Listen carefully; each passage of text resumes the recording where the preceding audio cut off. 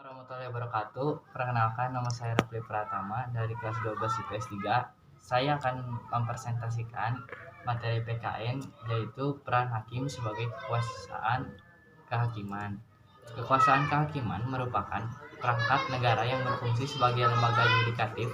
Dalam pasal 24 ayat 1 Undang-Undang Dasar 1945 menyebutkan bahwa kekuasaan kehakiman merupakan kekuasaan yang merdeka yang untuk menyelenggarakan peradilan guna menegakkan hukum dan keadilan, sehingga kekuasaan kehakiman bersifat bebas dan tidak tergantung kepada masyarakat kekuasaan lain demi menciptakan ketertiban masyarakat. Dalam menjalankan tugasnya, kekuasaan kehakiman terbagi menjadi dua lembaga, yaitu Mahkamah Konstitusi dan Mahkamah Agung.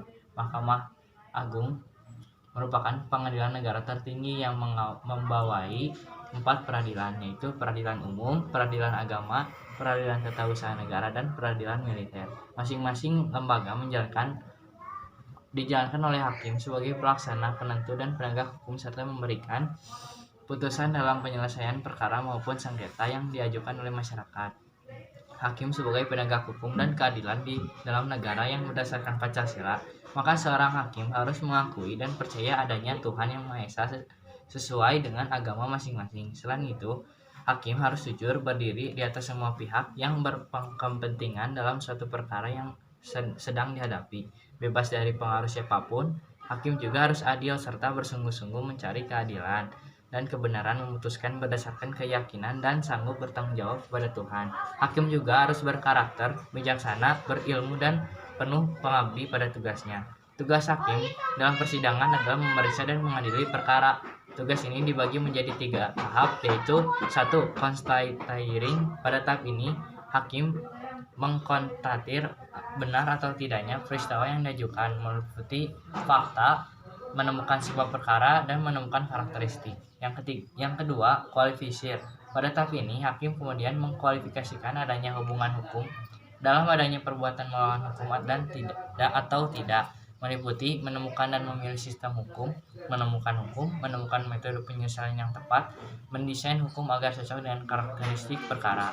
Yang ketiga, constituting. Pada tahap ini, hakim menetapkan hukumnya terhadap yang bersangkutan pada pihak atau terdakwa, meliputi menerapkan hukum, menyelesaikan sengketa atau perkara.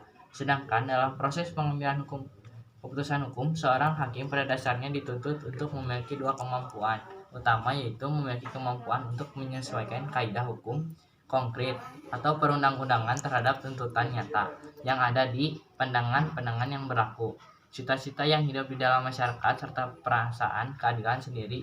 Hal ini perlu dilakukan karena peraturan perundang-undangan pada dasarnya ditetapkan untuk mengatur semua kejadian yang ada di dalam masyarakat. Memiliki kemampuan untuk memberikan penjelasan, penambahan, atau melengkapi peraturan perundang-undangan yang ada dikaitkan dengan perkembangan yang terjadi dalam masyarakat.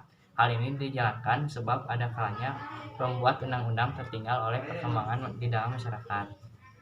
Kekuasaan hakim atau pengadilan menyelesaikan dan memutus perkara merupakan fungsi konstitusional yang sesuai dengan distribusi atau alokasi kekuasaan yang digariskan pada pasal 24 Undang-Undang 1945 dalam melaksanakan fungsi otonomi kebebasan hakim mengadili perkara. Cukup sekian, maaf bila ada salah kata. Wassalamualaikum warahmatullahi wabarakatuh.